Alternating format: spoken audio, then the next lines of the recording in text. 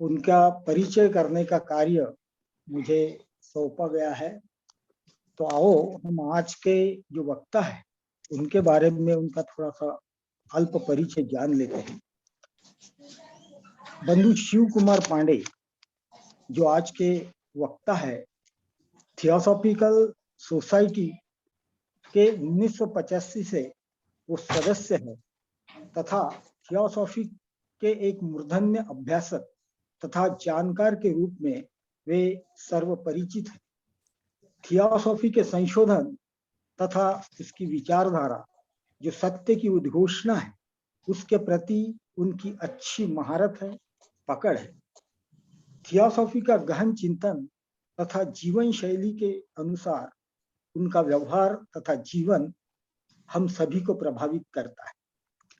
बंधु शिव कुमार पांडे सन 1985 से आज तक कुल 36 वर्षों से थियोसॉफी से जुड़े हुए हैं। इस प्रदीर्घ अवधि में थियोसॉफी के मूल्यवान व रहस्यमय ग्रंथों का अभ्यास उन्होंने बहुत अच्छी तरह से किया है तथा अनेकों लाश सभाओं में उस पर प्रकाश डाला है। जन सामान्य की भाषा में थियोसॉफी के गहन गूढ़ तत्वों का सरल विवेचन जो लोगों को थियोसॉफी की ओर आकर्षित करने में सहयोगी रहा, यह उनकी विशेषता है। बंधु शिव कुमार पांडे वनस्पति शास्त्र में जिन्होंने मास्टर डिग्री प्राप्त की है तथा भारतीय डाक विभाग में सेवा प्रदान की है तथा वर्ष 2010 में सेवा से वे निवृत्त हुए हैं। वर्तमान में वो धर्मपथ हिंदी मैगजीन के मानद संपादक है तथा उत्तर प्रदेश उत्तराखंड थियोसॉफिकल फेडरेशन के सेक्रेटरी के रूप में कार्यरत तथा टीओएस यूपी के अध्यक्ष है। वर्तमान में वो इंडियन सेक्शन वाराणसी के राष्ट्रीय व्याख्याते नेशनल लेक्चरर के रूप में कार्य कर रहे हैं। तो आज ऐसा एक समर्पित प्रदीर्घ काल से थियोसॉफी की सेवा में रत एक साधक आज हमें मार्गदर्शन कर रहे हैं। तो मैं बंधु शिव कुमार पांडे से ये विनंती करता हूं कि आज का जो विषय है उस पर वे प्रकाश डालें। बंधु शिव कुमार पांडे। धन्यवाद लोखंडे जी। जैसा आपने कहा कि थियोसॉफी एक गूढ़ ज्ञान है और ये तो महासागर है, इसमें डुबकी लगाना पूरी तरह से तो जन्मों जन्मों का कार्य है। तो मैं आपको धन्यवाद देता हूँ, मेरा ये परिचय आपने कराया। और यहाँ आज की इस सभा में उपस्थित सभी हमारे विद्वान भाइयों और बहनों को मैं सादर अभिवादन करता हूँ और प्रदीप महापात्रा जी का आभार व्यक्त करता हूँ जिन्होंने हमें आज इस बैठक में कुछ अपना विचार प्रस्तुत करने का अवसर प्रदान किया। तो मैं अपने विषय पर आता हूँ। आज विषय हमारा है कर्म में भ्रातृभाव। तो हमारे एक्शन है, जो व्यवहार है, जो कर्म है, जो सोच है, उसमें बंधुत्व भाव का अर्थ क्या है, इसको आज हम गहराई से इस पर प्रकाश डालना चाहते हैं, आपसे शेयर करना चाहते हैं। जो कुछ भी हमारे जीवन में अपने अनुभवों से घटा है या हमने अपने अध्ययन से प्राप्त किया है, वो सब मैं आपके सामने बड़े ही संक्षेप में तो प्रस्तुत करना ही है, सरल शब्दों में आपके सामने रखना चाहूंगा। तो बंधुत्व को कई तरह से विश्लेषित किया जाता है। विश्व बंधुत्व है, सार्वभौम बंधुत्व है, यूनिवर्सल ब्रदरहुड है। हम यूनिवर्सल ब्रदरहुड से बहुत अच्छी तरह परिचित हैं क्योंकि हम थियोसॉफिकल सोसाइटी में हैं। तो जब 1875 में सोसाइटी की स्थापना हुई तो कुछ उद्देश्यों के साथ इसकी स्थापना हुई। हालांकि उस समय उद्देश्य कई थे, लेकिन बाद में हमारे 3 जो मुख्य उद्देश्य हमारे सामने आज हैं, वो है भाईचारा, एक विश्व बंधुत्व, और दूसरा है सभी धर्मों का अध्ययन, और तीसरा है आंतरिक शक्तियों की खोज। तो कोई भी स्त्री पुरुष हो, काला गोरा हो, किसी धर्म का हो, किसी जाति का हो, किसी देश का हो, किसी संप्रदाय का हो, तो वो किसी व्यवसाय का हो, किसी भी प्रोफेशन में हो, तो जो इन तीनों में से किसी भी एक में भी अपना वो रखता है, विश्वास रखता है, तो वो इसका सदस्य हो सकता है। तो जो विश्व बंधुत्व की धारणा पर विश्वास करता है, तो इसका सदस्य निश्चित रूप से हो सकता है, क्योंकि हमारा ये पहला उद्देश्य है। तो ये बंधुत्व है क्या? तो एक सरल शब्दों में एक सीमित परिभाषा है कि एक माँ के उदर से पैदा हुए भाई हैं, बहन हैं, परंतु ये एक सीमित परिभाषा है इसके सीमित अर्थों में। फिर भाई का अर्थ क्या है? एक भाई के लिए हमारे मन में किस तरह के भाव आते हैं और हम क्या-क्या करना चाहते हैं और क्या-क्या करते हैं उनके लिए। तो सबसे पहले एक विशेष भाव जो आता है वो है प्रेम का, केयरिंग का, देख-रेख का, शेयरिंग का। यानी कि अपनी चीज़ों को साझा करने का, अपनी बातों को, अपने सामान को, अपनी वस्तु को, अपने स्थान को, बहुत सारी चीज़ों को जीवन में जो कुछ भी हमारे पास है उसको साझा करने का। अपनी बातों, अपनी सामग्री जो कुछ भी मेरे पास है उस सब का केयरिंग और शेयरिंग करना ये बंधुत्व का एक माने है, अर्थ है। तो केयरिंग और शेयरिंग जो है ये वास्तव में प्रेम के उत्पाद हैं। प्रेम भाव है और केयरिंग शेयरिंग ये हमारा व्यवहार है और केवल विपत्ति काल में ही नहीं, सदैव सामान्य भी। बस विपत्ति में थोड़ा अधिक ऊर्जा की आवश्यकता होती है सेवा के केयरिंग के लिए। हम यहाँ पर लेंगे एक पौराणिक कथा, लेकिन फिर ये कथा बड़ी मार्मिक है, अच्छी है, सुंदर है और मनोवैज्ञानिक है। तो हम आपके सामने रखेंगे। पौराणिक कथा है, एक बार सभी असुर मिलकर अपने पिता ब्रह्मा के पास गए और बोले हम भी आपके पुत्र हैं, पर देवों को अधिक आप प्रेम करते हैं और उन्हें अधिक सुख सुविधाएं आपने प्रदान कर रखी हैं, तो हमारे प्रति ये द्वेष भाव आपका क्यों है? आप हमारे पिता हैं, तो सबको समान रूप से देखें।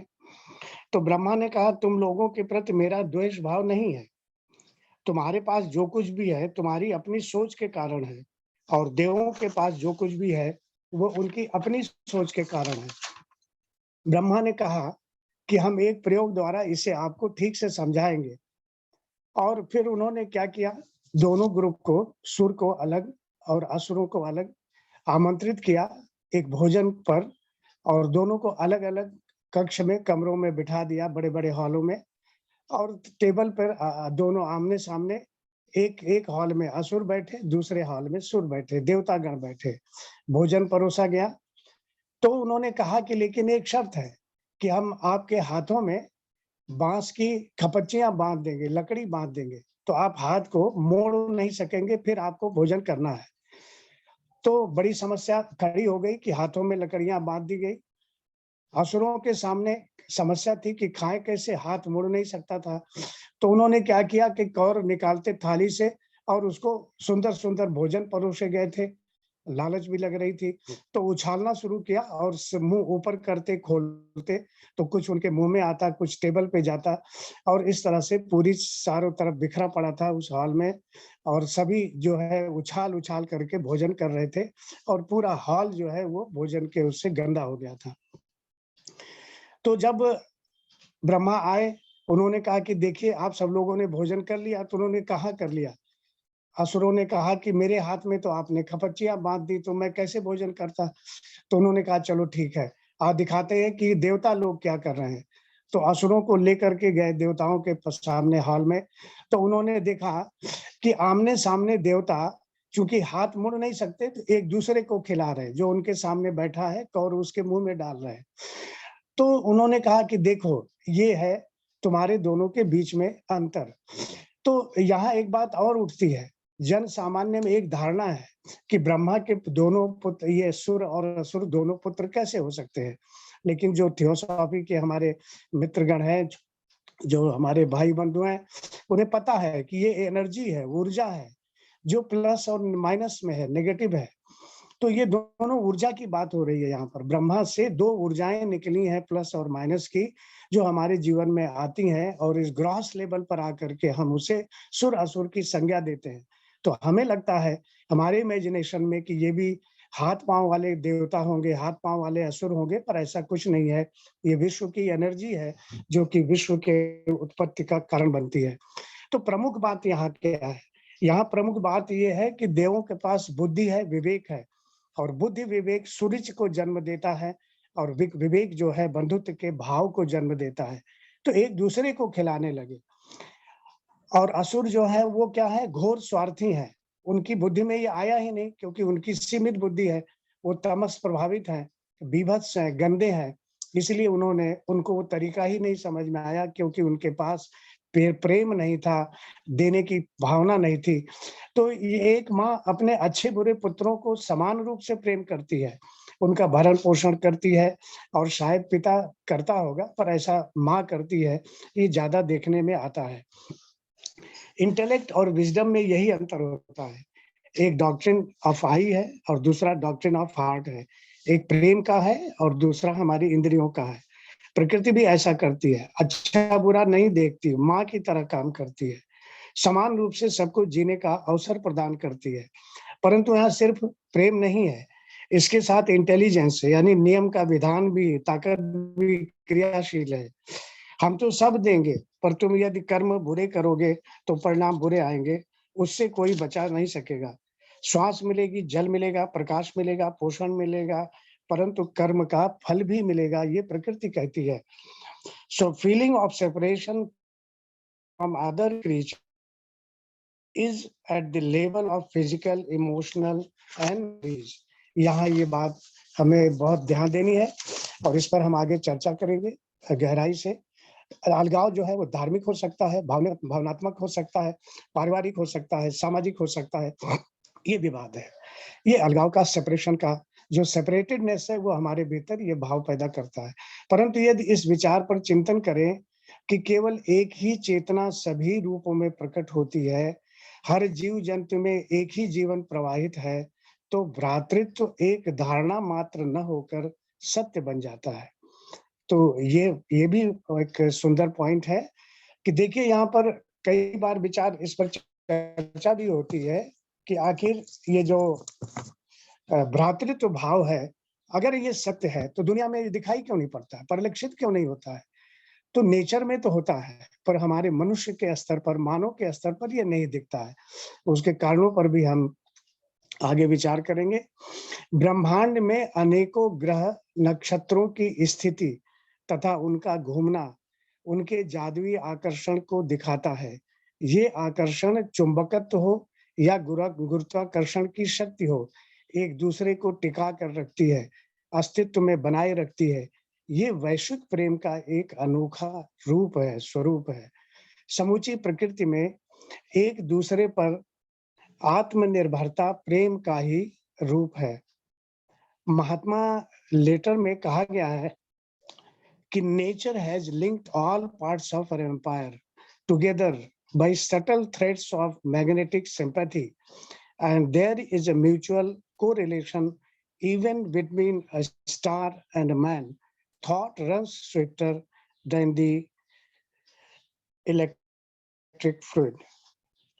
तो देखिए कि कह रहे हैं महात्मा के पत्र में कि जो प्रकृति है, उसके हर पार्ट, उसका पूरा साम्राज्य एक दूसरे से जुड़ा हुआ है। और ये बात अब साबित भी हो चुकी है कि प्रकृति का हर एटम, हर छोटा से छोटा अणु एक दूसरे से जुड़े हुए हैं, चाहे वो मैग्नेटिकली हो, और उन्हें हम इस भाषा में, हमारी अपनी भाषा के स्तर पर प्रेम की संज्ञा देते हैं, जिससे हमारा योग बनता है, जुड़ाव बनता है। तो देखिए कि ये प्रेम भी कितना शक्तिशाली होता है। एक एटॉमिक एनर्जी है, एक एटम के चारों ओर जो इलेक्ट्रॉन घूमता है, तो प्रेम के वशीभूत घूमता है। मैग्नेटिक आकर्षण है उसमें, तो वो चक्कर लगाता रहता है अपनी ऑर्बिट में। लेकिन जब उसको बलात् हम उससे विलग करते हैं, तो कितना विस्फोटक स्थिति पैदा होती है। उसको हम इस प्रेम के विलगांव को इस लेवल पर भी समझ सकते हैं, आज के स्तर पर भी हम समझ सकते हैं कि संसार प्रेम भूल गया, तो प्रेम के अलग होने से, व्यक्ति और वस्तु के अलग होने से, लोगों के अलग होने से, स्वार्थी हो जाने से आज जो परिणाम हमारे सामने है, पूरी दुनिया में जो महामारी का, वो हमारे सामने परिलक्षित है। और हमें ये देखना है, प्रेम हमारे बचत का साधन है, हमारे संरक्षण की ऊर्जा है। प्रेम हमें बचा कर रखता है, प्रेम हमें संरक्षण प्रदान करता है, प्रेम ही वो ईश्वर की शक्ति है जो हमारी रक्षा करती है। लेकिन हम सब शायद भूल चुके हैं इस चीज को। All men have spiritually and physically the same origin, as mankind is essentially of one and the same essence, and that essence is one. एक से हम आए हैं, एको हम बहुत से हमें। Infinite, uncreate and eternal. वो वन क्या है? वो इनफाइनाइट है, अनक्रिएट है और इटर्नल है, शाश्वत है। Whether we call it God और nature, nothing therefore can affect one nation or one man without affecting all other nations and all other men. बहुत सुंदर बात गुरुदेव ने कही है कि बिना हम अगर प्रभावित होते हैं तो हम दूसरे को भी प्रभावित जरूर करेंगे। एक दूसरे को प्रभावित बिना हम रह नहीं सकते। This is as certain and as obvious as that a stone thrown into a pond will sooner or later set in motion every single drop of water therein.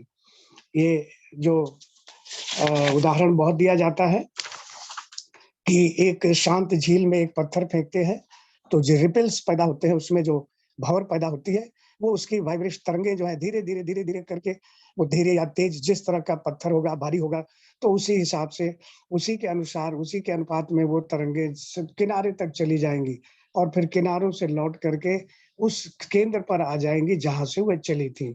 यही कर्म का सिद्धांत हमें बताता है कि जहां से ये ऊर्जा निकलती है हमारे अच्छे बुरे कर्मों द्वारा, वो पूरे ब्रह्मांड तक जाती है। बहुत तीव्र है, ऊर्जा का वेग ज्यादा है तो लंबी दूरी तक जाएगी और फिर वापस लौटेगी, हम तक पहुंचेगी। इसलिए जो लॉ ऑफ हार्मनी है, लॉ ऑफ कंपनसेशन है, तो प्रकृति द्वारा जगत को संतुलन में रखने का एक प्रयास है ये लॉ ऑफ हार्मनी।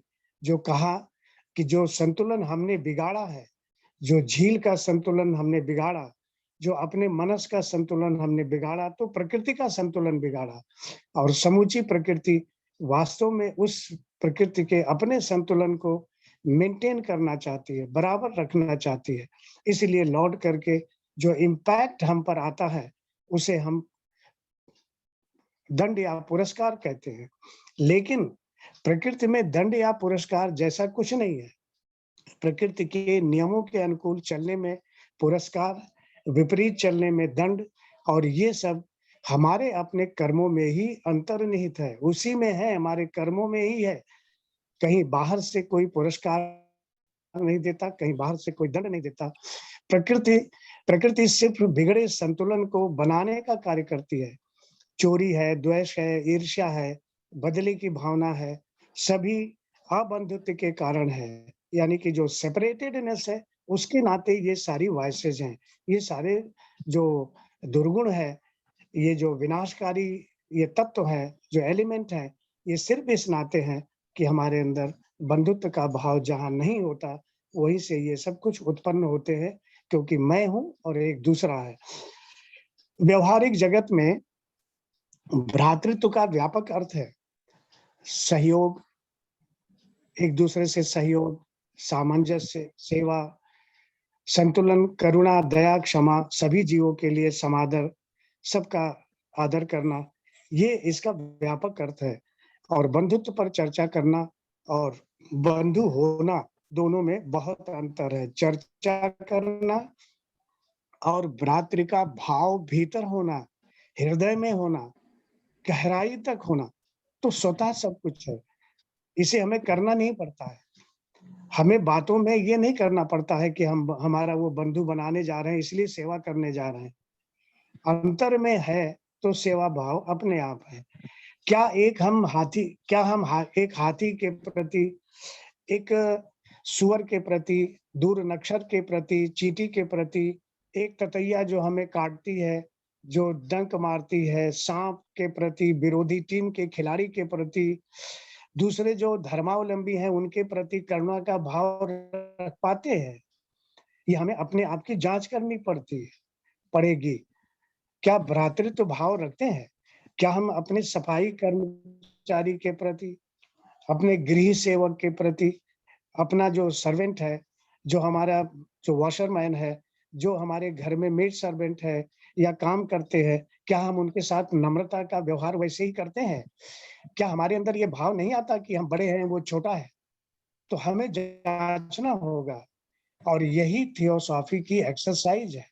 चाहे हम किसी भी जगह पर हो, चाहे हम आज के ज्वाइन किए हुए हों, चाहे हम 20 साल पहले के हों, चाहे 50 साल पहले के हों, तो हमें जांचना पड़ेगा कि 50 वर्षों से क्या हम इस पर विजय प्राप्त कर सके हैं? क्या भ्रातृत्व भाव मानवता के नाते हमारे भीतर आ गया है? तो मैडम ब्लाउस्की ने एक वो कहा है कि जो पिग है, सूअर है, वो नाली में कीचड़ में लोटता है, कुत्ता नाली में कीचड़ में लोटता है।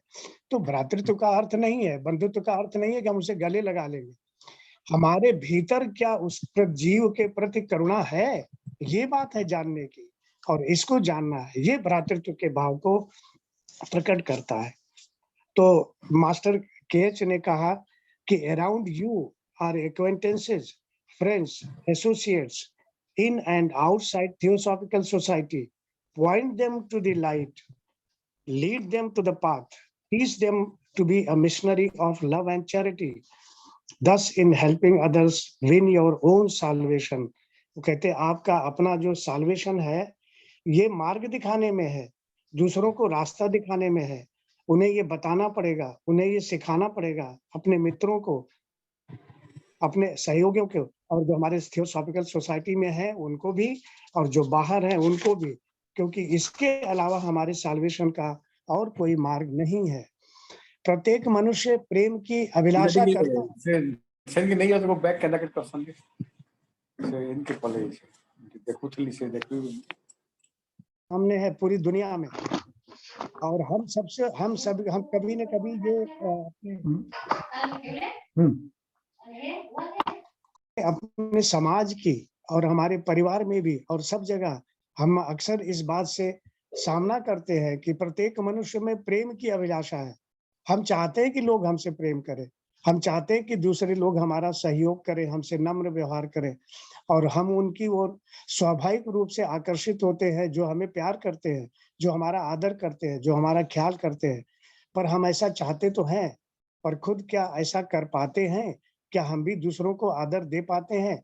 इतना ही नहीं, थियोसॉफी तो यहाँ तक कहती है, एक जो गूढ़ ज्ञान है यहाँ कहता है कि दूसरे भले हमको करे ना करें, हमें अपने मन में उनके लिए आदर का भाव, प्रेम का भाव रखना है। लाइट ऑन द पाथ में ये कहा गया है, you cannot love others if you do not find the source of love in yourself.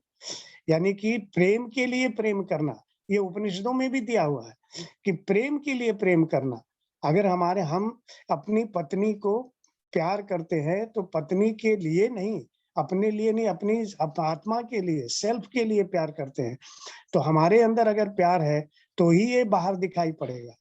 Also we cannot find that source if we are not willing to look inward. यदि हम भीतर की तरफ अपने आप को नहीं देखना चाहते हैं तो उस सोर्स को, स्रोत को हम पाएंगे भी नहीं। But looking inward is difficult because our mind are congested, filled with so many likes and dislikes and negatives and psychological reservations। भरे हुए वॉइस ऑफ साइलेंस में जाएं तो देखें कि सब क्या चीजें हैं वहां पर। मन का शुरुआती में, पहले ही चैप्टर में, पहले ही फ्रेगमेंट में बात शुरू होती है मन से कि ढूंढो इंद्रियों का राजा कौन है। तो संसार का सबसे बड़ा आश्चर्य क्या हो सकता है?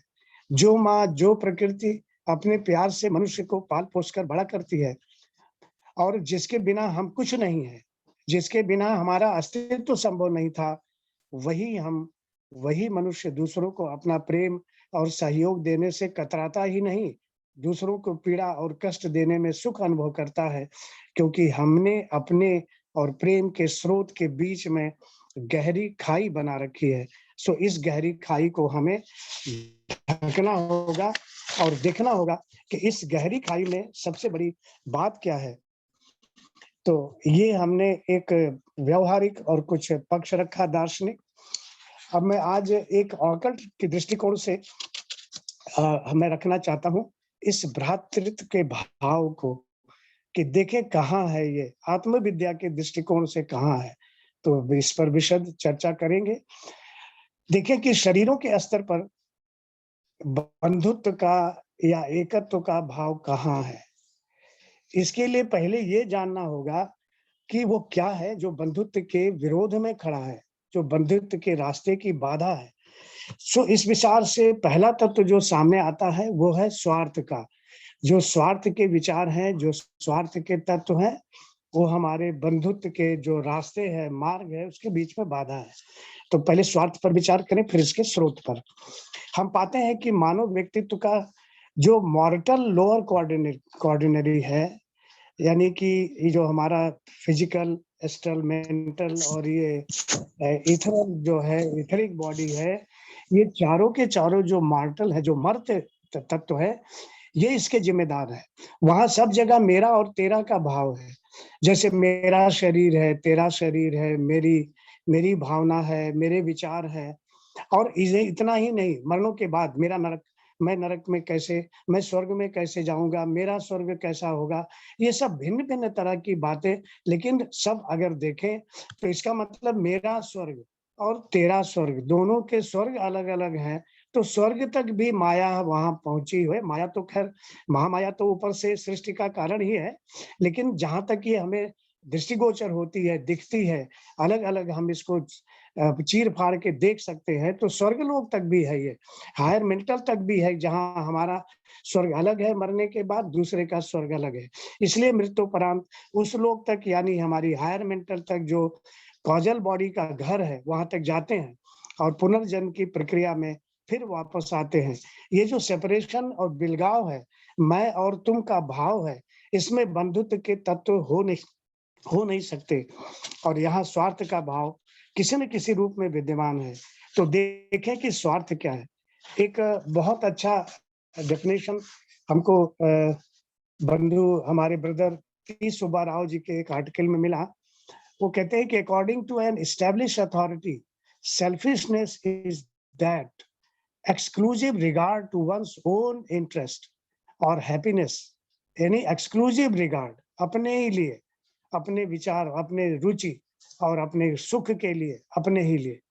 सो दैट सुप्रीम सेल्फ लव और self preference which leads a person to direct his purposes to the advancement of his own interest, power and happiness without regarding those of others। यानी वो अपनी ही सुख सुविधा, अपनी प्रोग्रेस, अपने सब चीजों का सिर्फ अपने ही की ध्यान रखता है, दूसरों के लिए वो कुछ नहीं करता है। In short, an absolutely selfish individual is one who cares for himself and none else, or in other words, one who is strongly imbued, भरा हुआ है, with the sense of the importance of his own personality, that to him it is the crown of all thought। यानी कि मैं हूँ, मेरी personality, मेरा व्यक्तित्व वो दुनिया में सबसे ऊपर है। and desires and aspirations and beyond which lies the perfect blank। इन सब बातों के अतिरिक्त उसके सामने संसार में कुछ नहीं दिखाई देता। इस सेल्फिशनेस की परिभाषा उन्होंने बड़े सुंदर ढंग से दी, जो मैंने आपके सामने प्रस्तुत की। इस परिभाषा की व्याख्या करें तो हम पाएंगे कि नीचे के हमारे चारों तत्व, या जिसे लोअर कोऑर्डिनरी कहा जाता है, वो सब इस स्वार्थ के स्रोत हैं। पर यह भी सत्य नहीं है। सच्चाई तो यह है कि जब हमारा अहंग, यानी कि हमारा जो ईगो है, वो इन शरीरों के साथ तादात्म्य बनाती है, तब स्वार्थ के इनके गुणनफल का जो परिणाम होता है, उस पर थोड़ी सी हम चर्चा करेंगे। एक उदाहरण सामने हम आपके रखते हैं और वो बात स्पष्ट हो जाएगी। जैसे लव है, प्रेम है, शुद्ध है तो बहुत सुंदर है, लेकिन जब ये ईगो के साथ जुड़ता है तो ये अटैचमेंट और पॉजेसिवनेस क्रिएट करता है। विश जब ईगो के साथ जुड़ती है तो डिजायर है, एडिक्शन है, क्रेविंग है, ये पैदा करती है।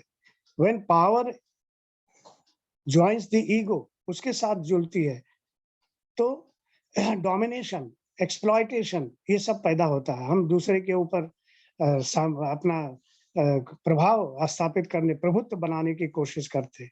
Sexuality plus ego creates lust, pornography and rape, and friendship plus ego एक support, dependence and agreement. Talent शुद्ध है, लेकिन जब ईगो के साथ जुड़ता है तो प्राइड, वैनिटी सुपीरियरिटी क्रिएट करता है, ह्यूमिलिटी जब ईगो के साथ जुड़ती है तो इंफीरियरिटी क्रिएट करती है, सर्विलिटी क्रिएट करती है, ओबीडियंस क्रिएट करती है, excellence plus ego, competition and rivalry.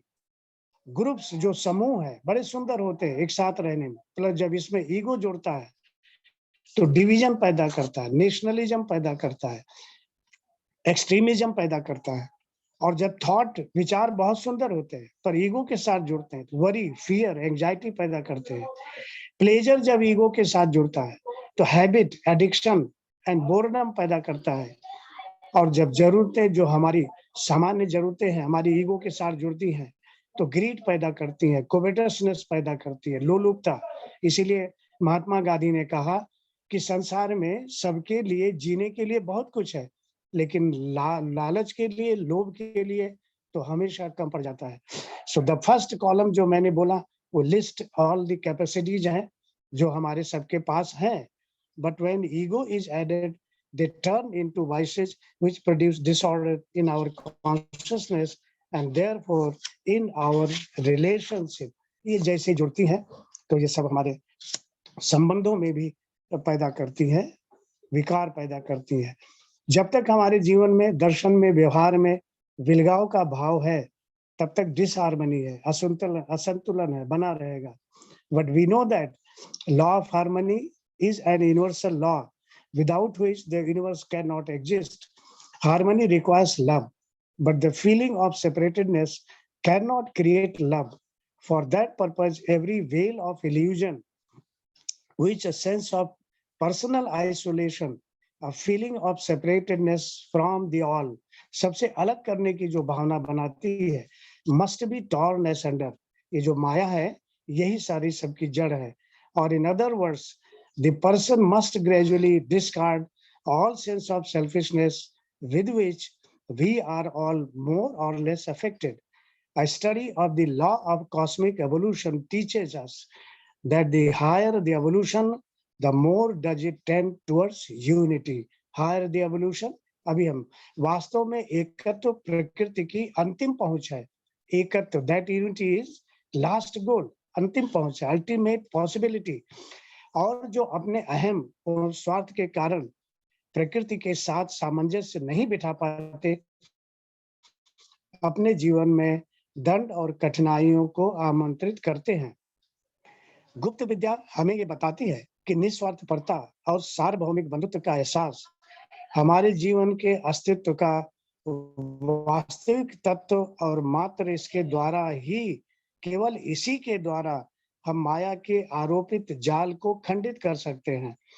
फिर पाते हैं कि पवित्र पुस्तकों में वर्णित शैतान और ईश्वर, सुर और असुर, अच्छाई और बुराई, देव और दैत्यों का संग्राम और कुछ नहीं, हमारे अपने स्वार्थ और निस्वार्थ संवेदनाओं का संघर्ष है।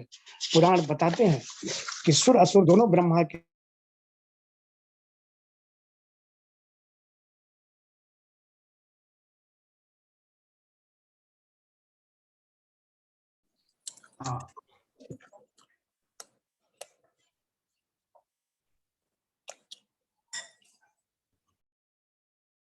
हाँ,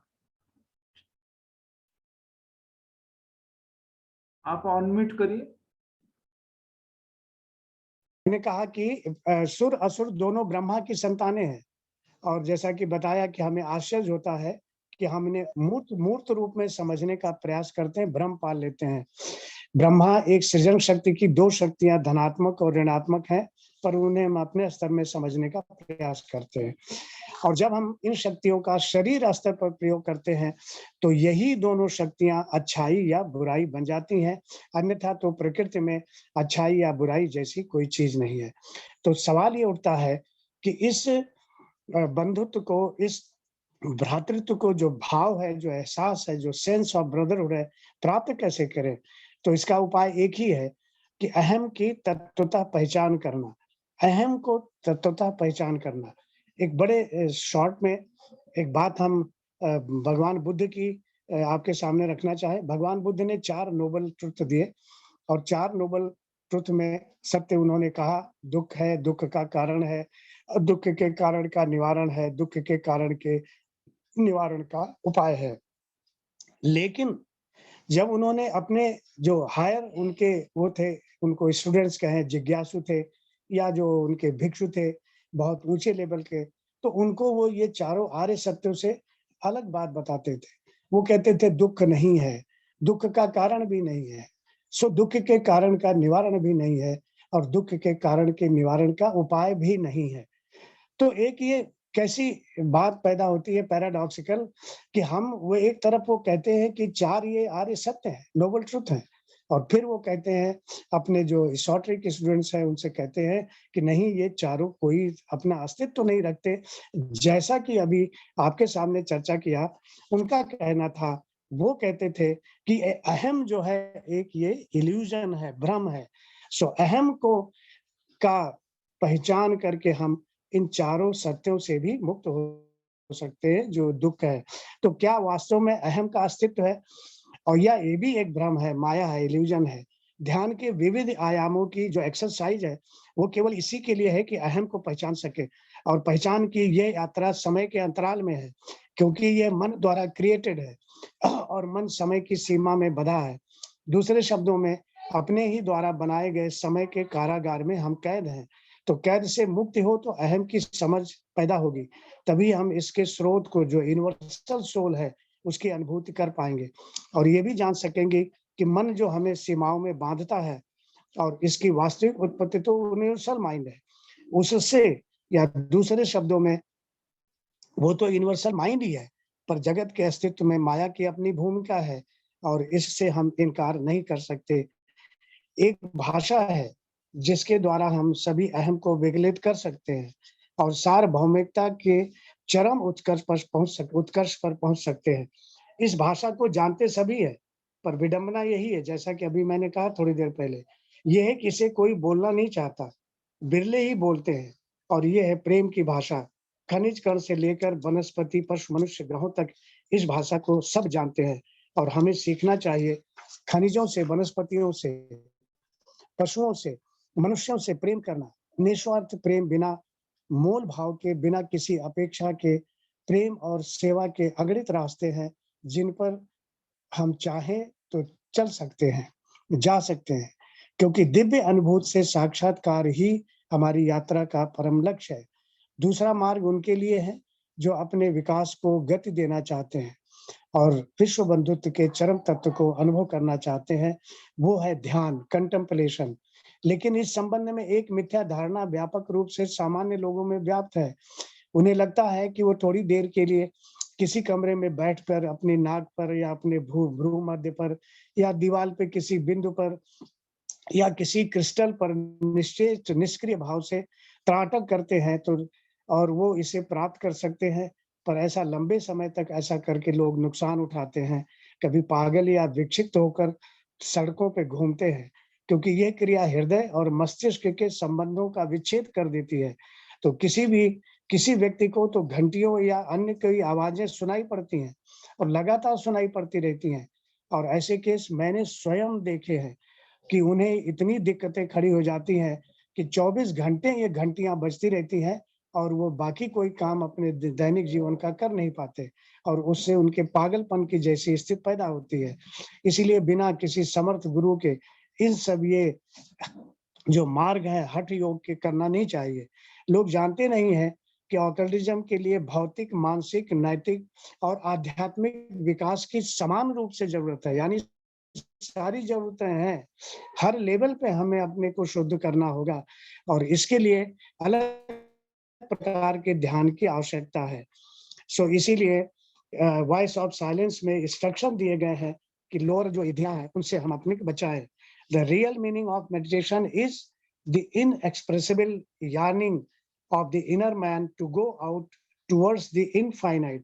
जीवात्मा का परमात्मा से मिलन की उत्कट अभिलाषा। प्राचीन समय में इसे ही श्रद्धा, भक्ति, पूजा या आराधना कहते थे। So then we have arrived at the point where we have determined literally, not metaphorically, to crack the outer shell known as the mortal coil or body and hatch out of it, clothed in our next. And this next is not a spiritual, but only a more ethereal form.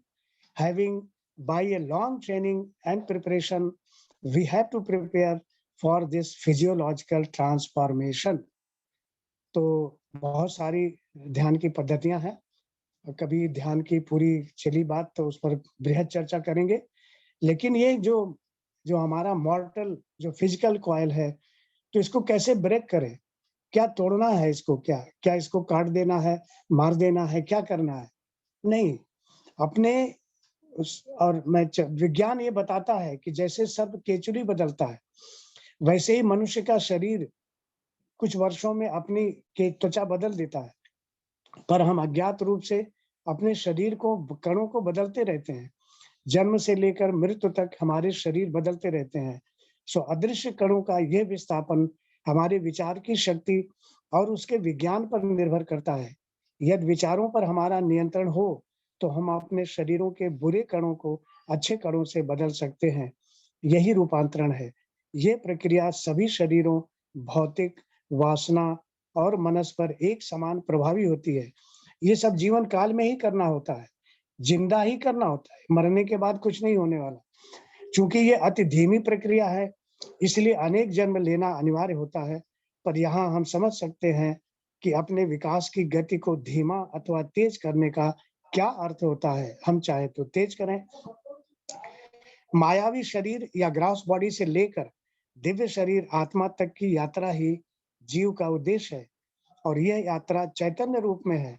दूसरे शब्दों में, हमारी वैयक्तिक चेतना जो individual consciousness है का सभी शरीरों के कोशिकीय स्तर पर, सेलुलर लेवल पर और आणविक स्तर पर चैतन्य रूप से भेदन ही ध्यान है। जो पीछे हमने बात की वो ये है कि हमारे शरीरों के सबसे पहले कोशिकीय लेवल पर, फिर उसके इथरिक लेवल पर, फिर उसके आगे एस्ट्रल लेवल पर, और इस तरह से आगे बढ़ते जाना, ये ध्यान का मंतव्य है। इसका अर्थ है भौतिक शरीर की कोशिका की चेतना से संपर्क साधना। कोशिका की चेतना से संपर्क, मैंने उसकी चेतना से अपनी जो इंडिविजुअल कॉन्शियसनेस है, जो हमारी चेतना है, उससे संपर्क साधना।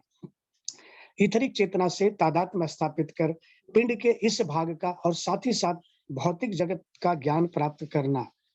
फिर हम देखें कि जैसे जैसे हम अपने पिंडों का ज्ञान प्राप्त करते हैं, उससे संबंधित प्रकृति की उस तल का भी ज्ञान स्वतः प्राप्त करते हैं।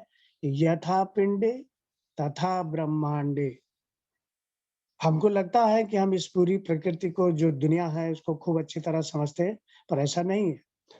इसका जो सूक्ष्मतम भौतिक जगत का सूक्ष्मतम जो ईथर है, वो उसे ही हम नहीं जानते, जो आकाश तत्व उसे नहीं जानते। तो जब हम अपने शरीर को भेदेंगे, भेदन करेंगे, जितना उसे जानेंगे उतना उतना हम बाहर इस प्रकृति को जानेंगे।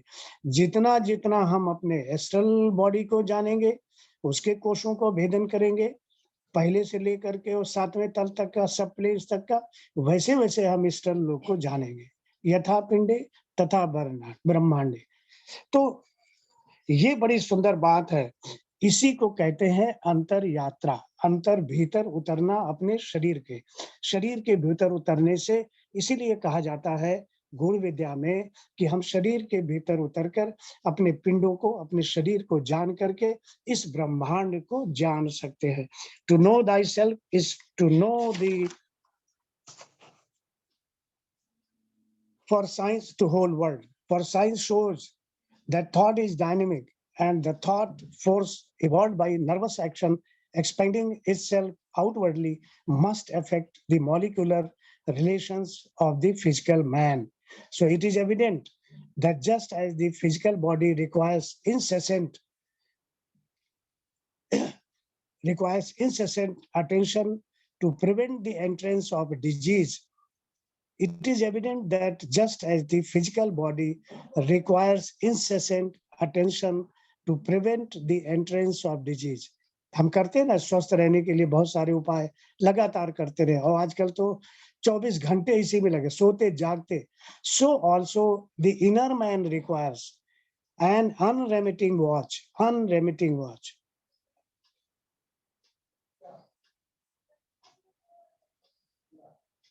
so that no conscious or unconscious thought may attract atoms unsuited to its progress. उसी तरह से जो हमारा आंतरिक मैन है, जो रियल मैन है, वो भी, उसकी भी आवश्यकता है कि वो लगातार वॉच करे किसको, चैतन्य या अचेतन रूप से वैसे विचार जो उसे सूट नहीं करते हैं उसके भीतर प्रवेश न करने पाए. So this is the real meaning of contemplation. इसके अलावा दूसरे सभी उपाय व्यर्थ है.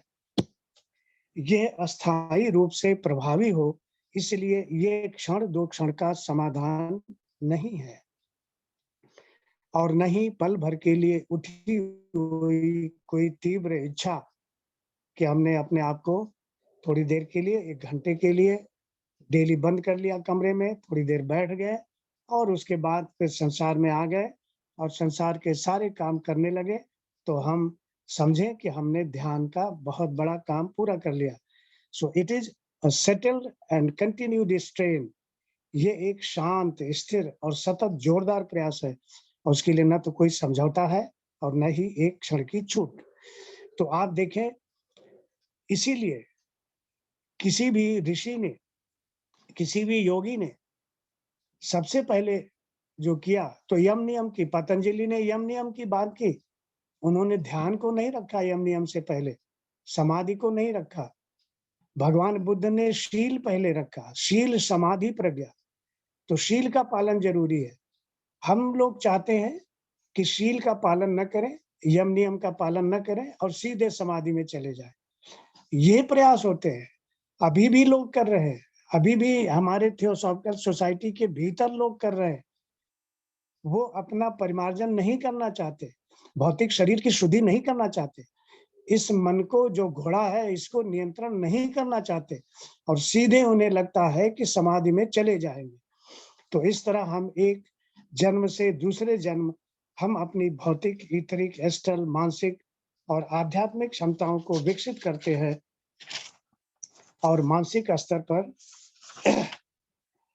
माया का प्रभाव अधिक रहता है. इसलिए विश्व बंधुत्व के भाव को स्पर्श करना है तो मन के पार जाना होगा. और यहाँ पर एक बात और बढ़िया है, थोड़ा जिक्र करेंगे कि ये बंधुत्व का भाव जो है वो 6th प्रिंसिपल है, वहां है बुद्धिक बॉडी, यानी 5th प्रिंसिपल तक माया का बहुत बड़ा प्रभाव है और हम वो इच्छाएं करते रहते हैं कि स्वर्ग में जाएं या कहाँ जाएं. तो महात्मा लेटर में कहा गया है कि एन इनकॉग्निजेबल एलिमेंट, ये गुप्त तत्व जो दिखाई नहीं पड़ता है, the 6th principle of the universe, call it पुरुष शक्ति, which is the 6th principle, buddhi in man. And purush shakti can be literally translated as spirit force. It is this 6th principle that embodies wisdom and compassion, relatedness and relationship. Wisdom and compassion, relatedness and relationship. Through the dynamic fohat, जो शक्ति है, तो at the same time giving to everything in the manifested system its unique and distinctive nature. Thus rock is a rock, a tree is a tree and a deer is a deer.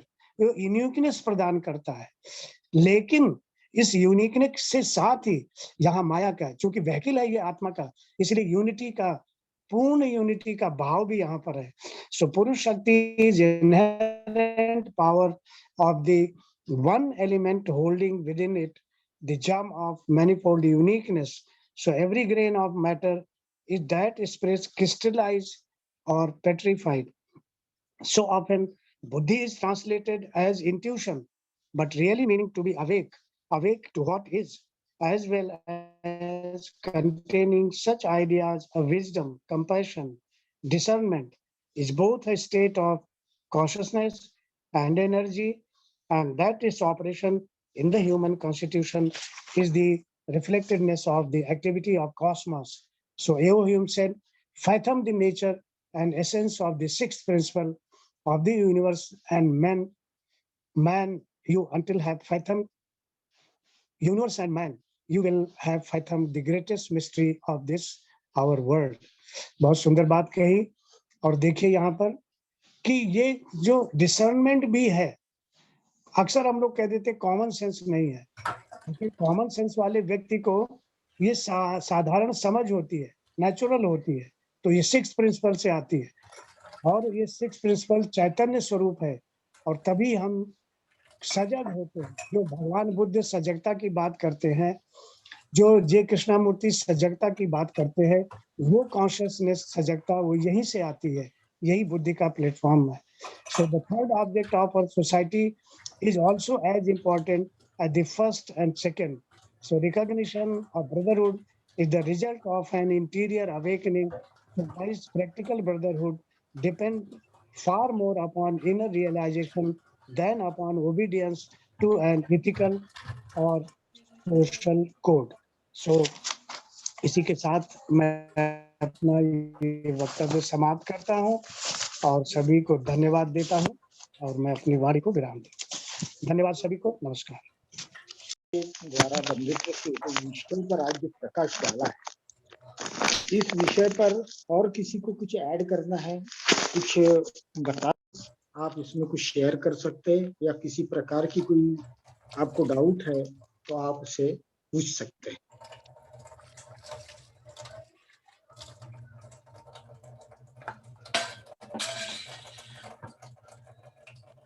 आप सभी लोगों को बहुत बहुत नमस्कार। पांडे साहब ने जो कुछ भी कर्म के सिद्धांत में बंधुत्व की भावना या जीवन के विषय में जो कुछ बहुत ही विस्तृत रूप से बताया और बहुत आसान रूप से और खुद समझा करके जो उदाहरण देकर भगवान इसके बाद कुछ ऐड करना होता है। धन्यवाद। नमस्ते। और आज की जो हमारे कृतिशीलता में जो बंधुत्व का एहसास, बंधुत्व की अनुभूति, हम जब तक हमें एहसास नहीं होता कि हम कुछ कर रहे हैं, मैं एक एग्जाम्पल देता हूँ कि जैसे कुत्ते को हम रोटी डालते हैं, विश्व बंधुत्व की परिभाषा या बंधुत्व की अनुभूति तो हमेशा डालते आ रहे हैं, और जिस दिन हमें लगता है कि हम ये मिट्टी में फेंक रहे हैं, इसे तकलीफ होगी, तो जिस दिन से हमारे मन में ये भाव आता है कि नहीं, इस रोटी के नीचे कुछ कागज रखा जाए, कुछ ऐसी चीज रखा जाए, क्योंकि अगर मैं ऐसी रोटी खाऊं कहीं पड़ी हुई तो मुझे दिक्कत होगी, ऐसा भाव जिस दिन हमारे मन में, प्राणियों को भी जब हम भोजन प्रदान करते हैं तब आता है, तो हम कहीं ना कहीं जुड़ते हैं, हमारे अंदर की जो बंधुता है वो विकसित हुई है। इस तरह की अनुभूति हमें धीरे धीरे होगी। बंधु शिव कुमार पांडे जी ने जो भातृत्व भावना का उदय हमारे अंतरतम में होना, बाह्यता नहीं, तो जब तक हम अंतरतम में जब होता है तो ये छोटी छोटी चीजें जो है कि हम दूसरे के साथ संवेदनशील होते हैं। इस तरह हमारा बंधुत्व निसर्ग के प्रति, अन्यों के प्रति भी डेवलप होते जाता है। जब कोई घटना घटित होती है तो भाई दुख दूसरे को होता है, और हमारी आंखें अगर नम होने लगी तो ये समझना कि हमारे अंदर कहीं ना कहीं बंधुत्व का उदय होता है। हमारे थियोसॉफिकल सोसाइटी में ऐसे बहुत सारे लोग हैं जो सेंसिटिव हो चुके हैं, इमोशनल हो जाते हैं। जैसे हमें पता है कि टीवी के ऊपर में जो सीरियल बताई जाती है, वहां का एक आध प्रसंग ऐसा होता है जो दिल को छू जाता है। हमें ये पता है कि ये नाटक है, ये स्क्रिप्ट है, ये लिखी हुई है और ये सारे अभिनीत कर रहे हैं, उसके बावजूद भी हम इतने इमोशनल हो जाते हैं कि हमारे आंसू नहीं रोक सकते। तो ये जो मन की तरल अवस्था हमारी बनती है, इस तरह हमारी प्रगति होती है, और जैसे जैसे ये डेवलप होती जाएगा, हम हमारे कर्म में, हमारे डे टू डे एक्शन में ये सारी चीजें फिर इस भावना के साथ जब आती है, तब हमारे अंदर में बंधुत्व का उदय हुआ, ऐसा हमें समझ। मुझे लगता है कि शिव कुमार जी ने इस पूरे विषय पर बहुत अच्छे ढंग से, अनेकों तरह से प्रकाश डाला है।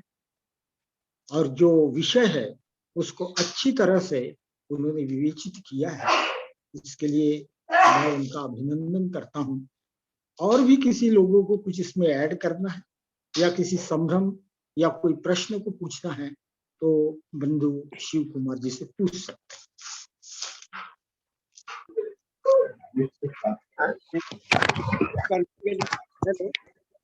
Hello hello hello hello hello Pandey साहब, हाँ, ऐड करने के लिए एक बहुत छोटा सा उदाहरण अभी अभी लोखंडे साहब ने उदाहरण दिया कि उसको रोटी किस प्रकार से देनी चाहिए। नीचे कागज लगा दी जाए, दफ्ती लगा लिया जाए, तब हमको इस तरह से रोटी दी जाए तो हम कैसे खाएंगे। एक ज्वलंत उदाहरण लाल बहादुर शास्त्री के जीवन से है कि जब ललिता शास्त्री उनको खाना तो नौकर से कहती तुमने पापा देखना इसे, मैं अंदर जा रही हूँ। अरे ऐसे डिस्टर्ब हो रहा, म्यूट कर दीजिए। एसबी मिश्रा सर, आप वीडियो ऑन करिए ना। अच्छा सॉरी, हाँ, एक मिनट। शास्त्री के जीवन से जो बड़ा ही मार्मिक दृश्य है कि जब भी वो खाना खाने बैठते थे तो उनकी पत्नी ललिता शास्त्री बोलती थी कि नौकर को बोलती थी कि तू अपनी थाली ले आ, और उसको वो खाना परोसती थी। लाल बहादुर शास्त्री क्योंकि पहले खा लेते थे, उसको बाद में खिलाती थी। एक दिन ऐसा हुआ कि जब वो खा रहे थे तभी उन्होंने कह दिया कि नौकर से कि तुम थाली लेके आ, हम तुमको खाना परोस दें। तो लाल बहादुर शास्त्री ने अपनी पत्नी से कहा कि क्या उसकी थाली अलग है और मेरी थाली अलग है? बोले हाँ, क्यों नहीं होगा, वो नौकर है और आप तो मालिक हैं, हमारे स्वामी हैं। बोले ये कैसा, ये तो बिल्कुल गलत है। और उन्होंने अपनी थाली जो है नौकर को दे दी और नौकर की थाली अपने ले ली। बोले इसमें खाना परोसो तभी मैं खाऊंगा। और अंत में ललिता शास्त्री ने कुछ झगड़ा झंझट करके फिर नौकर की थाली में खाना परोस कर लाल बहादुर शास्त्री को दिया। और ये क्रम चलता रहा जीवन भर जब तक कि लाल बहादुर शास्त्री जिंदा थे। ये है कर्म में भ्रातृत्व की भावना जो हमारे अंदर अभी तक आ नहीं पाई है। कहीं न कहीं है, वो छिपा हुआ है, चोर छिपा हुआ है कि कैसे नौकर को खिलाएं, कैसे क्या खिलाएं। तो मैं इतना ही ऐड करके मैं पुनः धन्यवाद देता हूँ ब्रदर शिव कुमार पांडे जी को कि उन्होंने कर्म में भ्रातृत्व की भावना का बहुत ही स्पष्ट, मैं कहूँगा स्पष्ट रूप से व्याख्या की और हम लोगों को अपने ज्ञान से उद्बोधित किया। धन्यवाद। बंधु भाव में importance of duty. So somebody asked a question to Master KH, that is what it is noted in the Mahatma letter, that what holds this brotherhood together? What holds this brotherhood together? This was the question which was asked, and that is important to ponder over. And reply he gave is wonderful. And he said, reply was duty. See, this reply was duty. Duty is for stronger than any friendship or even love, as without this abiding principle, which is the indestructible cement that has held together for so many millions of years, the scattered custodians of nature, grand secrets, our brotherhood. Nay, our doctrine itself would have crumbled long ago into unrecognizable element. यहाँ duty का महत्व दिखाया है। कर्म और बंधुभाव एक duty है। Duty is due to humanity. So when we are serving humanity, the duty is do unselfishly. That is what S.K. Pandey insisted. I would like to quote what Master K.H. also replied. What is this brotherhood? It is the duty. Thank you very much. Thank you. Thank you, Pandey जी, बहुत अच्छा बताया आपने। शिंदे जी को बहुत बहुत धन्यवाद। उन्होंने addition करके और एक पहलू जो भातृत्व का है उसको उजागर किया है और उन्होंने ये कहा है कि हमारे अगल बगल में जो घटनाएं घट रही है, हम उससे अलिप्त नहीं हो सकते। अगर कोई व्यक्ति रास्ते में जाते जाते अगर हमारे सामने गिरता है तो ये हमारी रिस्पॉन्सिबिलिटी, हमारा दायित्व है कि उसको हम मदद करें। और इस तरह का ऑर्डर ऑफ नेचर जो है कि हमारे अगल बगल में जो घटना घटती है उसमें हमारी उम्र और हैसियत के हिसाब से हम अपनी बंधुता को नेचुरल वे में प्रस्तुत करें, ये मनुष्य से अपेक्षित है। और ये बंधुत्व और दूसरे एक है नहीं, एक पूरी कल्पना नहीं है। तो इसके लिए मैं हाँ? कहता हूं कि आज का जो नाही, त्याने लेक्चर हुआ विचार बड़ा करत ना. फ्रूटफुल आणि हुआ और आगे इसको हम यहाँ पर समाप्त करते हैं क्योंकि और भी मीटिंग होने वाली है। इसलिए मितालिनी जी, सिस्टर मितालिनी जी से मैं प्रार्थना करूंगा कि वो क्लोजिंग प्रेयर करें और इसको समाप्त करें। मितालिनी जी, महापात्रा जी, मितालिनी जी है क्या अवेलेबल?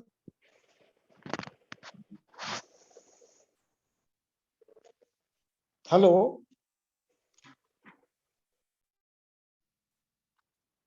आप ही समापन कर दीजिए। लोखंडे साहब आप कर दीजिए। और कोई anybody can see? She is not available. Sister Chandraprabha, would you closing prayer? Okay, sir. सर्वे भद्राणि पश्यन्तु मा कश्चित् दुःखभाग् भवेत्। ओम शांति शांति शांति। Thank you. यहाँ पर अपनी मीटिंग को हम समाप्त करते हैं। सभी को उपस्थित लोगों को धन्यवाद और स्पेशली प्रदीप जी जिन्होंने कंडक्ट किया है बड़ी अच्छी ढंग से, उनको भी मैं धन्यवाद देता हूँ और आज की सभा का समापन करता हूँ। धन्यवाद।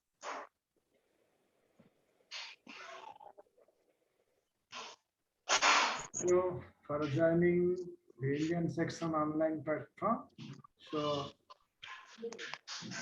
using this session.